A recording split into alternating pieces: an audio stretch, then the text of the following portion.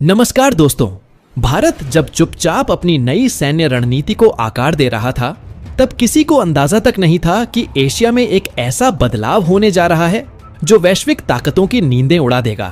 क्योंकि जापान की छोड़ी हुई फाइटर टेक्नोलॉजी अब भारत के हाथों में है और इसी के साथ भारत ने इतिहास की सबसे गुप्त और क्रांतिकारी फाइटर डील को अंजाम दे दिया है,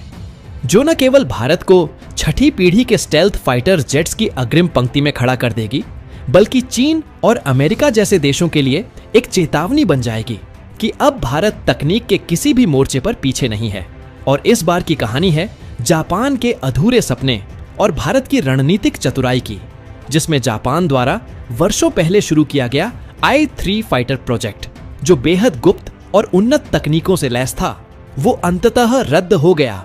पर उसकी धड़कनें और उसकी अनकही शक्ति अब भारत के सबसे महत्वाकांक्षी प्रोजेक्ट एमका की नसों में दौड़ने लगी हैं और किसी को खबर भी नहीं लगी कि कब यह बदलाव घटित हो गया। क्योंकि जापान की एरोस्पेस एजेंसियों और अनुसंधान प्रयोगशालाओं द्वारा वर्षों तक विकसित की गई Meta material stealth skin, fly by light control system, directed energy weapons, high thrust thrust vectoring engine, gallium nitrite आधारित AESA रडार जैसी अत्याधुनिक तकनीकों को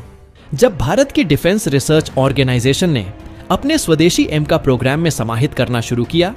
तब दुनिया को यह तक समझ नहीं आया कि भारत चुपचाप 5वीं पीढ़ी के विमानों को नहीं, बल्कि सीधा छठी पीढ़ी के लड़ाकू विमानों को जन्म दे रहा है।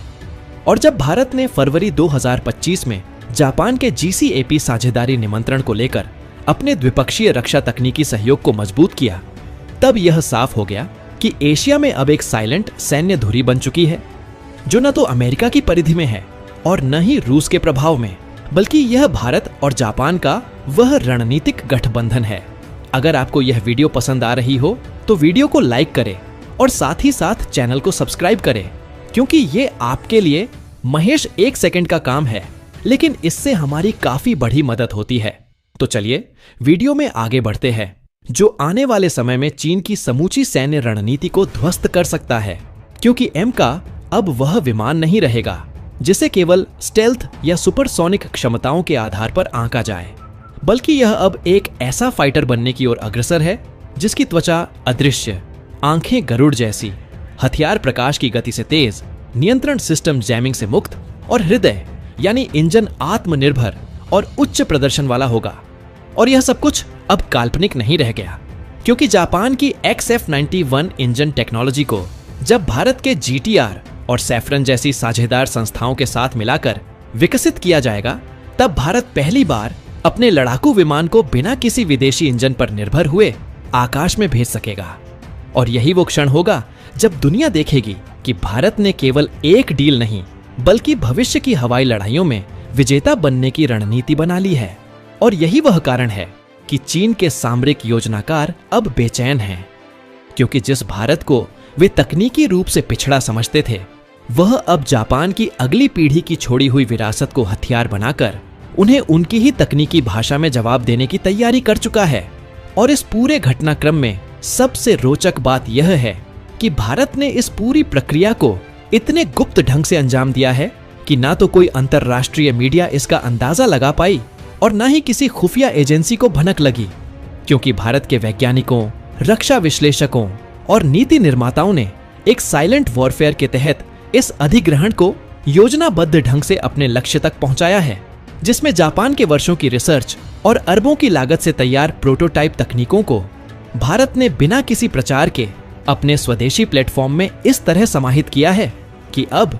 एमका सिर्फ एक विमान नहीं, बल्कि तकनीकी आत्मनिर्भरता, रणनीतिक चतुराई और वैश्विक सैन्य शक्ति संतुलन का प्रतीक बन गया है। और यह सब तब हुआ जब दुनिया अपनी निगाहें अमेरिका के NGAD या रूस के PAKDA जैसे प्रोजेक्ट्स पर टिकाए बैठी थी, और उन्हें यह एहसास तक नहीं हुआ कि भारत चुपचाप इन सभी प्रोजेक्ट्स की तकनीकी क्षमताओं को मात देने वाले फीचर्स को अपने अगले फाइटर जेट में शामिल कर चुका है। और सबसे अधिक डराने वाला पहलू यह है कि भारत अब drone swarming, cloud shooting, light based हथियार, AI आधारित टारगेटिंग और multi domain battle management system जैसी क्षमताओं पर तेजी से काम कर रहा, और भारत ने उसे सम्मान पूर्वक अपनाकर उस पर अपनी सोच, संसाधन और आत्मनिर्भरता का रंग चढ़ा दिया। और यह वह क्षण है जो आने वाले वर्षों में सैन्य इतिहास का सबसे निर्णायक मोड़ बन जाएगा, क्योंकि यह न केवल एक तकनीकी समझौता है, बल्कि यह दो एशियाई शक्तियों का एक मौन पर अटल गठबंधन है जो वैश्विक सैन्य शक्ति संतुलन को पश्चिम से पूर्व की ओर मोड़ने का संकेत है। और इस संकेत को चीन ने पढ़ लिया है।